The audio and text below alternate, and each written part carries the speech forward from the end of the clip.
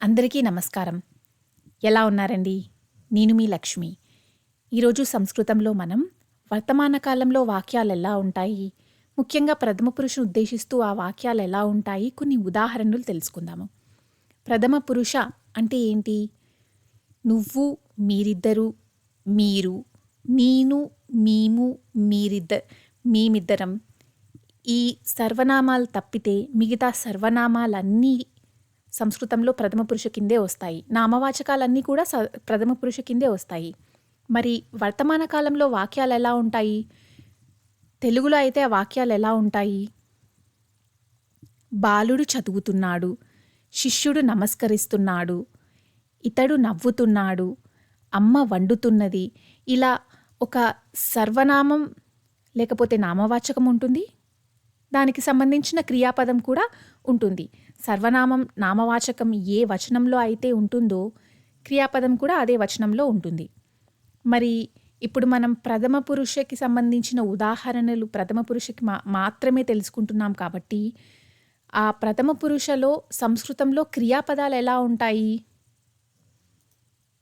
ఒక క్రియాపదం చదువుతున్నాడు అన్న క్రియాపదం ఉదాహరణగా తీసుకొని మీకు చెప్తున్నాను. పఠతి, పఠతః, పఠంతి. సంస్కృతంలో లింగభేదం లేదు కదా, క్రియాపదానికి లింగభేదం లేదు. కాబట్టి చదువుతున్నాడు లేకపోతే చదువుతున్నది రెండిటికి కూడా పఠతి అనే ఉపయోగిస్తారు. పఠతి ద్వివచనంలో పఠతః, బహువచనంలో పఠంతి. తి, తః, ఇంతి. మరి నామవాచకాలు వచనాన్ని బట్టి ఎలా మారతాయి? అది నేను వచనాల్లో ఆల్రెడీ చెప్పాను. ఇంకోసారి చూద్దాం. పురుషలింగం అకారాంతః పురుషలింగంకైతే బాలః, బాలౌ, బాలాః. స్త్రీలింగానికైతే పాఠశాల, పాఠశాలే, పాఠశాలాః.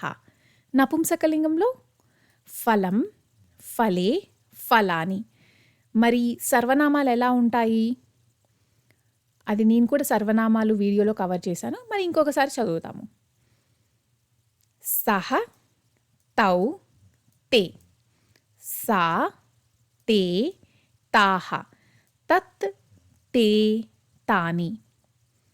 ఇతడు అయం, ఇమౌ, ఇమే, ఇయం, ఇమే, ఇమాహ, ఇదం, ఇమే, ఇమాని.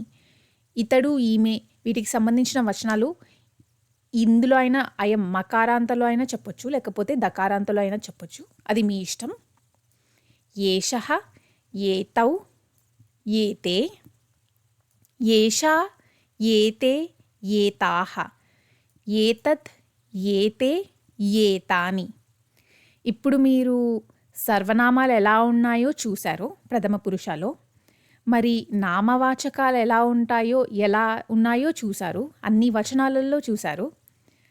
మరి ఈ ప్రథమ పురుషలో క్రియాపదాలు ఎలా ఉంటాయో కూడా చూశారు. ఇప్పుడు ఒక వాక్యం కావాలి అంటే మీరేం చేయాలి? ఒక నామవాచకం సర్వనామం ఉపయోగించాలి, దానికి తరువాత ఒక క్రియాపదం ఉపయోగించాలి. ఇక్కడ మనం ఏ క్రియాపదం తీసుకున్నాం? పఠతి అన్న క్రియాపదం తీసుకున్నాం కదా. పఠతి ఏకవచనం. ఇప్పుడు రెండింటిని కలుపుదాం. సహ పఠతి అంటే ఏంటి? సహ పఠతి అంటే అతడు చదువుతున్నాడు. సా పఠతి ఆమె చదువుతున్నది. అయం పఠతి ఇతడు చదువుతున్నాడు. ఇయం పఠతి ఈమె చదువుతున్నది. ఏషః పఠతి ఇతడు చదువుతున్నాడు. ఏషా పఠతి ఈమె చదువుతున్నది. ఇలా మీరు ప్రథమ పురుషలో ఒక నామవాచకాన్ని, సర్వనామాన్ని లేదా సర్వనామాన్ని మరియు క్రియాపదాన్ని కలిపి ఒక వాక్యం సృష్టించవచ్చు. ఇప్పుడు ఈ వర్తమాన కాలంకే ఇంకొన్ని ఉదాహరణలు చూద్దాము. ముందుగా పుంలింగాలు ఎలా ఉంటాయి? వృక్షః, పుత్రః, అశ్వః, సేవకః, బాలః, మొదలైనవి ఇవన్నీ సంస్కృతంలో పుంలింగాలు ఇలా ఉంటాయి. మరి సంస్కృతంలో స్త్రీలింగాలు ఎలా ఉంటాయి? బాల, రమ, అజ, సంధ్య, సుత మొదలైనవి స్త్రీలింగాలు. మరి నపుంసకలింగాలు ఎలా ఉంటాయి? పుష్పం, జలం, ఫలం, మిత్రం, నయనం మొదలైనవి నపుంసకలింగాలు. సంస్కృతంలో నామవాచకం ఏ లింగంలో ఉంటే దానికి సంబంధించిన సర్వనామం కూడా అదే లింగంలో ఉండాలి. ఉదాహరణకు చెట్టు. తెలుగులో అది చెట్టు. ఒక్కోసారి చెట్టుని మనం నపుంసకలింగంలోనూ స్త్రీలింగంలోనూ తెలుగులో ఉద్దేశిస్తాం. కానీ సంస్కృతంలో చెట్టు అనేది పురుషలింగం, పుంలింగం. సహ వృక్ష అని చెప్తాము. ఆ సర్వనామం ఉపయోగించేది పుంలింగ సర్వనామం ఉపయోగిస్తాము. స్త్రీలింగ సర్వనామం ఉపయోగించము. నపుంసకలింగ సర్వనామం అస్సలకే ఉపయోగించము. సంస్కృతంలో చెట్టు అంటే ఎలా చెప్తాం? వృక్ష. ఆ శబ్దం ఎలా ఉంటుంది? వృక్ష పుంలింగ శబ్దం అన్నమాట. పుంలింగ శబ్దం కాబట్టి పుంలింగ సర్వనామమే ఉపయోగిస్తాం. ఇప్పుడు ఉదాహరణకు వద్దాము. కొన్ని ఉదాహరణలు చూస్తాము. బాలుడు చదువుతున్నాడు. బాలః పఠతి. శిష్యుడు నమస్కరిస్తున్నాడు. శిష్యః నమతి.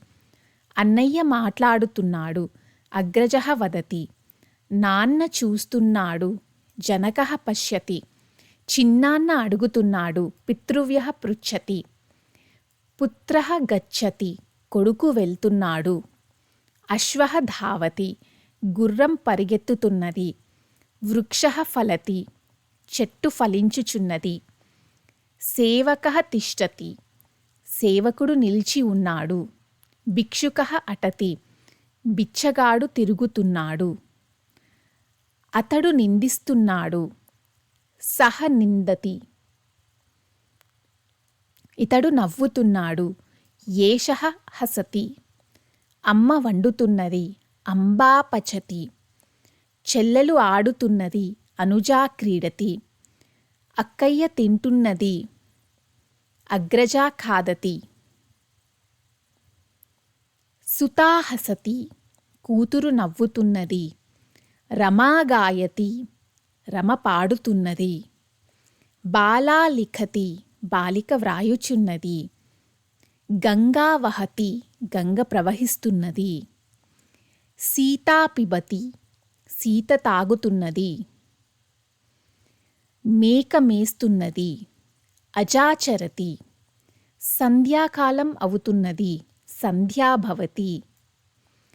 ఆమె తీసుకుపోతున్నది. సా నయతి. ఈమె ఇష్టపడుతున్నది. ఇయం ఇచ్చతి. పువ్వు వికసిస్తున్నది. పుష్పం వికసతి. ఫలం పతతి. పండు పడుతున్నది.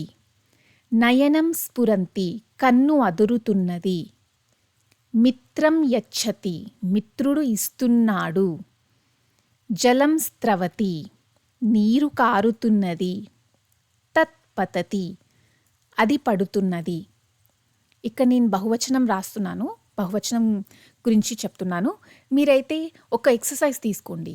ఈ ఏకవచనం ద్వివచనంలో కాకుండా నేను చెప్పిన ఈ ఏకవచనాలన్నిటినీ ద్వివచనంలో ఎలా రాయొచ్చు, ద్వివచనంలో ఒకసారి రాసి చూడండి. ఇదే మీ ఎక్సర్సైజ్. ఇప్పుడు బహువచనం సంబంధించిన ఉదాహరణలు చూద్దాము.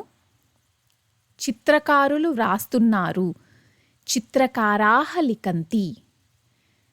మీరు నామవాచకాల్లో చూడండి. చిత్రకారాః లిఖంతి. బాలః బాలౌ బాలాః. పాఠశాల పాఠశాలే పాఠశాలః. బాలః చిత్రకారः చిత్రకారౌ చిత్రకారాః.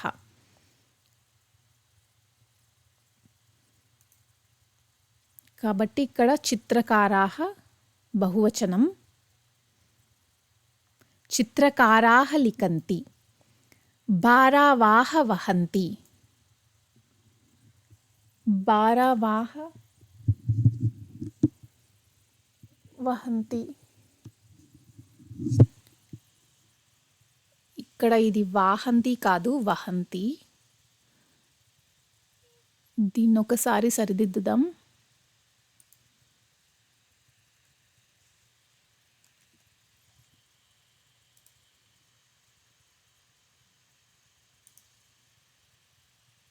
భారావాహ వహంతి.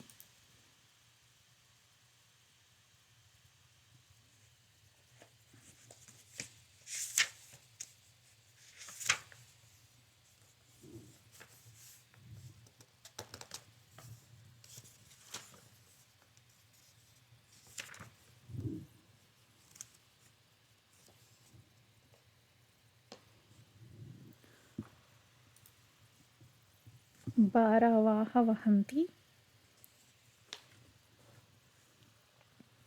ఇంకోసారి ఇక్కడ రిఫ్రెష్ చేద్దాం.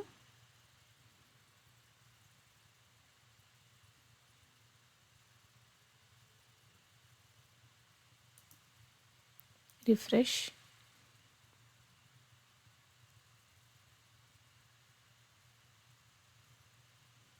భారావాహ వహంతి. భారావాహ వహంతి. కూలీలు మోస్తున్నారు.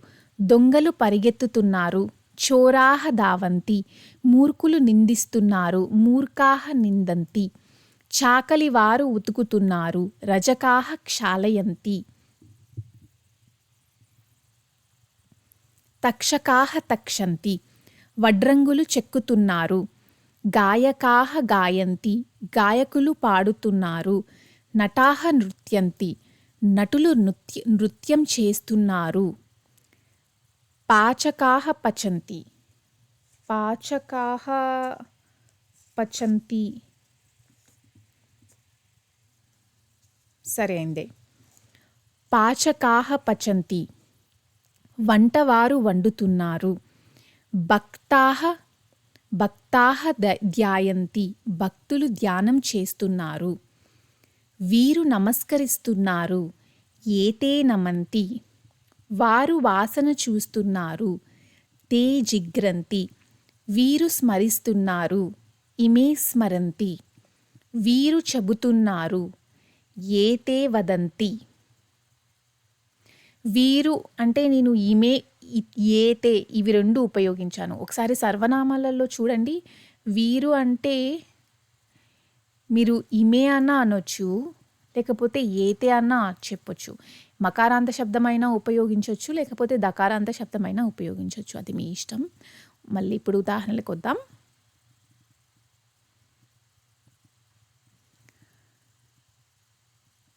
వీరు చెబుతున్నారు. ఏతే వదంతి. గ్రుడ్డివారు వెళ్తున్నారు. అంధాహ గచ్చంతి. బధిరాహ అటంతి. చెవిటివారు తిరుగుతున్నారు. కుబ్జాహ ధావంతి. పొట్టివారు పరిగెత్తుతున్నారు. మూకాహ తిష్టంతి. మూగవారు ఆగుతున్నారు.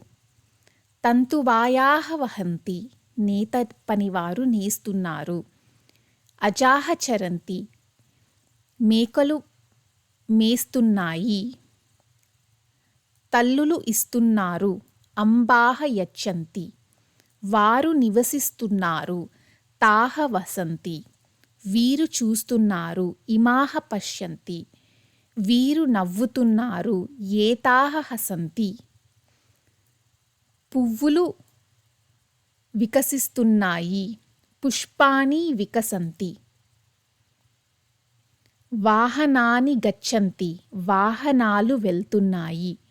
ఫలాని పతంతి. పండ్లు పడుతున్నాయి. తాని పతంతి. అవి పడుతున్నాయి. ఇమాని స్ఫురంతి. ఇవి అదురుతున్నాయి. ఏతాని పతంతి. ఇవి పడుతున్నాయి. ఇక్కడ మీరు ఒకటి గమనించారా? ఇక్కడ వీరు అంటే నేను ఇక్కడ ఇమే ఏతే అని రాశాను. కానీ ఇక్కడ మాత్రం నేను ఇమాహ ఏతాహ అని రాశాను. ఎందుకంటే ఇది పుంలింగాన్ని, ఇక్కడ వీరు అనేది పుంలింగాన్ని ఉద్దేశిస్తున్నాయి. కాబట్టి ఇక్కడ నేను ఇమే ఏతే అని రాశాను. ఇక్కడ వీరు వచ్చేసి స్త్రీలింగాన్ని ఉద్దేశిస్తుంది. కాబట్టి ఇక్కడ ఇమాహ ఏతాహ అని రాశాను. ఇమాహ ఏతాహ. చూడండి, ఇమాహ ఏతాహ. ఇవి రెండు స్త్రీలింగానికి సంబంధించిన సర్వనామాలు అన్నమాట. పాఠం సమాప్తం. మీకు ఒకవేళ ఈ వర్తమాన కాలం గురించి నేర్చుకోవడం కొంచెం కష్టంగా ఉంటే మీరెక్కువగా స్ట్రెస్ తీసుకోకండి. ఫస్ట్ ఆఫ్ ఆల్ మీరు సర్వనామాలతో మొదలుపెట్టండి, వర్ణమాలతో మొదలుపెట్టండి. వర్తమాన సంస్కృతం నేర్చుకోవడం సులువండి. కాకపోతే ఒక్కొక్క టాస్క్ మీరు సృష్టించుకుంటూ ఆ టాస్క్ని పూర్తి చేసుకుంటూ వెళ్తే అది ఇంకా సులువవుతుంది. మీరు ఒక టాస్క్ పెట్టుకోండి. వర్తమాన కాలం వరకు ఆ వాక్యాలు ఎలా ఉంటాయో నేను నేర్చుకోవాలి. ఆ ఒక్క టాస్క్ పెట్టుకున్నారు అంటే మీరు వాటికి సంబంధించిన సర్వనామాలు, క్రియాపదాలు, వర్ణమాల, వచనాలు ఇవన్నీ నేర్చుకుంటే మీకు వర్తమాన కాలంలో వాక్యాలు సులువుగా మీరే సృష్టించవచ్చు. ఆ తర్వాత ఏ కాలం, వర్తమాన కాలం, భవిష్యత్ కాలం, మళ్ళీ భూతకాలం ఉంటుంది, మళ్ళీ విభక్తులు ఉన్నాయి, అవన్నీ మీకు సులువుగా వచ్చేస్తాయి ఇవి నేర్చుకున్నారు అంటే. పాఠం సమాప్తం. మీకేమైనా ప్రశ్నలు, సలహాలు ఉంటే కింద కమెంట్ సెక్షన్లో వ్రాయండి. నా కంటెంట్ సోర్స్ ప్రవేశ పుస్తకం సంస్కృత భారతి. జయతు భారతం, జయతు సంస్కృతం.